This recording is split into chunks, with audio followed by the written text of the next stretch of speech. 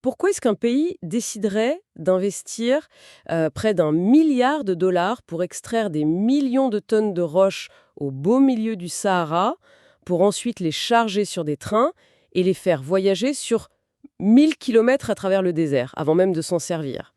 C'est vrai que, dit comme ça ressemble à une folie financière. Bah oui, d'un point de vue purement capitaliste, faire voyager de la roche brute sur une telle distance, c'est un non-sens absolu qui pulvériserait n'importe quelle marge bénéficiaire. Ouais, totalement. Mais c'est justement ce paradoxe apparent qui rend l'analyse de nos sources d'aujourd'hui vraiment captivante. Je suis bien d'accord.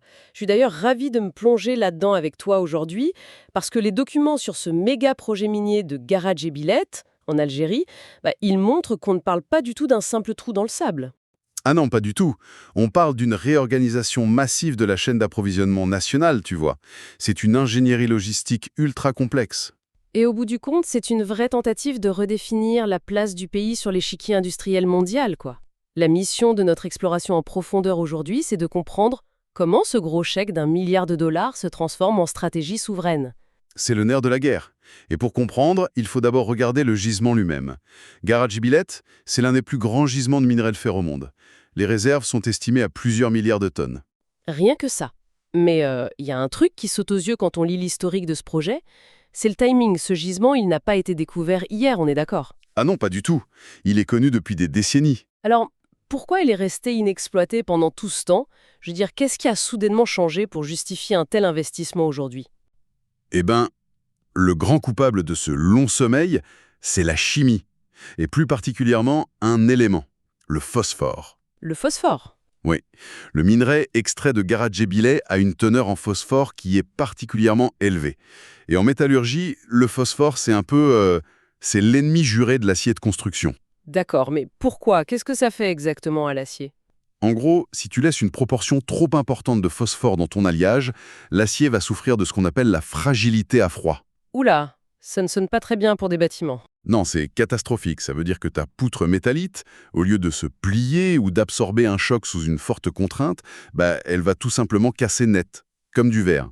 Ah ouais, d'accord.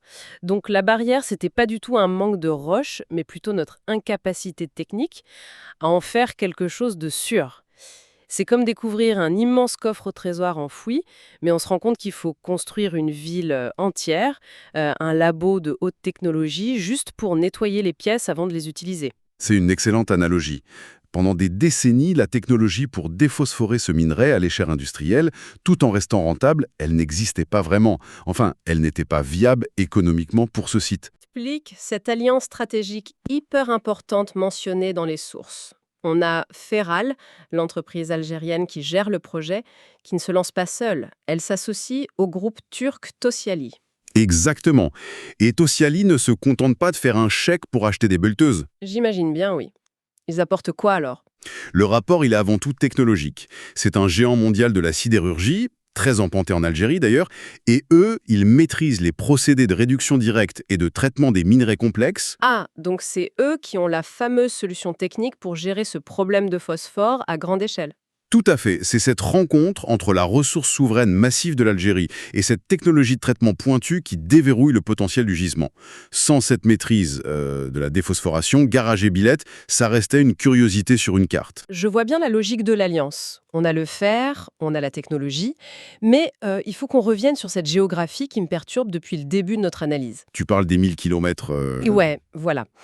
Les documents stipulent que l'usine qui va transformer ce minerai brut ne sera pas construite sur le site de la mine. Elle sera à Béchar. Et entre la mine près de Tindouf et cette usine à Béchar, on a près de 1 000 kilomètres. C'est une distance énorme, oui. Attendez, arrêtons-nous là-dessus 2 secondes. 1 000 kilomètres de transport terrestre lourd. Je veux bien croire à l'optimisation industrielle, mais faire rouler des trains remplis de roches brutes sur cette distance, le coût en énergie, c'est faramineux, non? Pourquoi ne pas juste construire l'usine à côté du trou? C'est une réaction très légitime. Mais il faut comprendre qu'une usine de concentration de minerais, ça ne se nourrit pas que de roches. D'autres trucs pour faire tourner les machines. Énormément d'autres trucs. La métallurgie lourde, c'est super gourmand. Pour laver, broyer, séparer magnétiquement et traiter des millions de tonnes de roches, il faut des volumes d'eau gigantesques. De l'eau qu'on n'a pas forcément en plein Sahara. Exactement. Et il faut aussi une puissance énergétique colossale, souvent du gaz naturel. Sans parler de la main-d'œuvre qualifiée et des infrastructures civiles pour loger tout ce monde. Garadjibilet est dans une zone extrêmement isolée.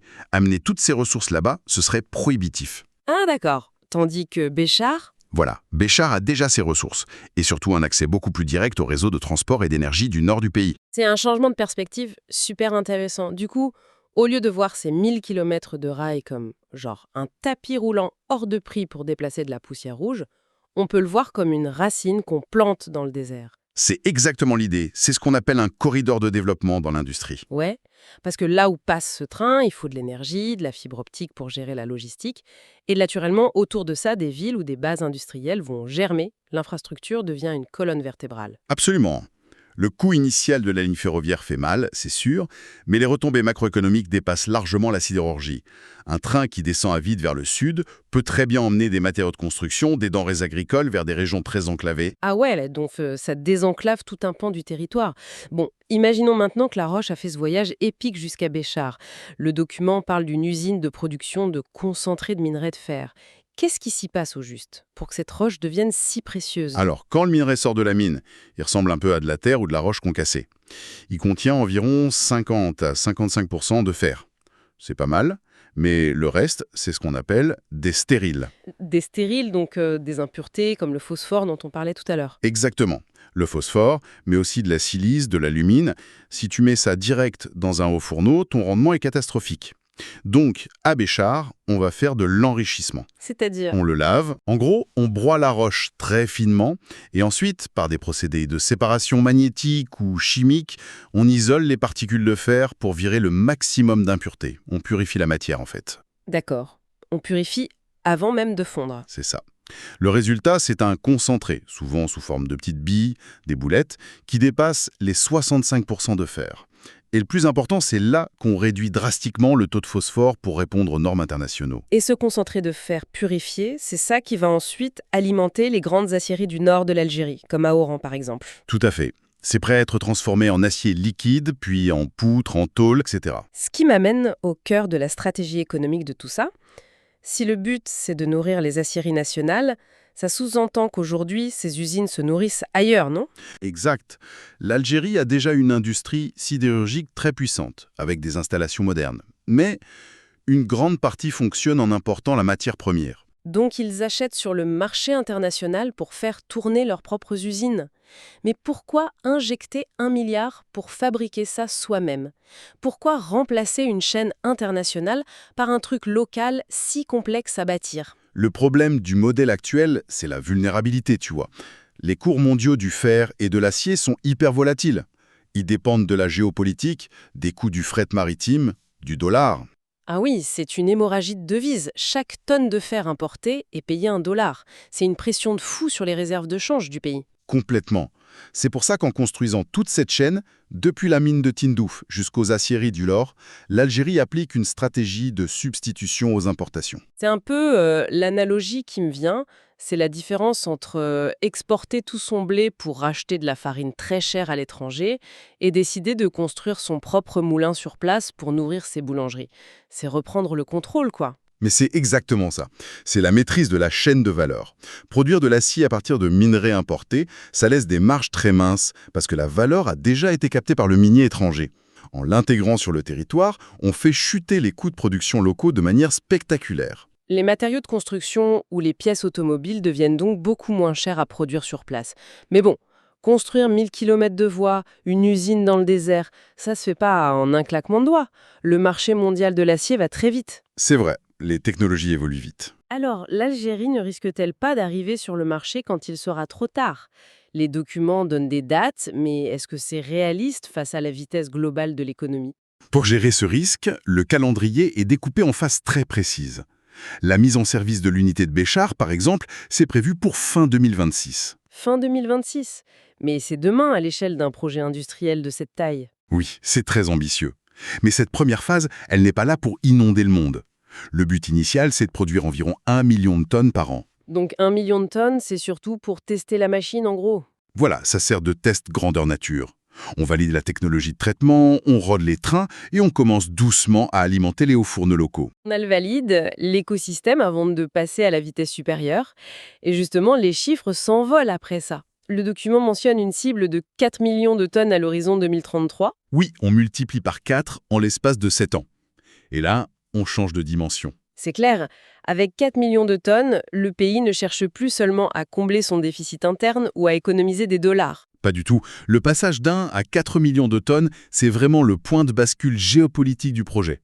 À l'horizon 2033, l'idée c'est de saturer la demande nationale, d'être 100% souverain, mais surtout de dégager un surplus massif. Donc de l'exportation. Exactement.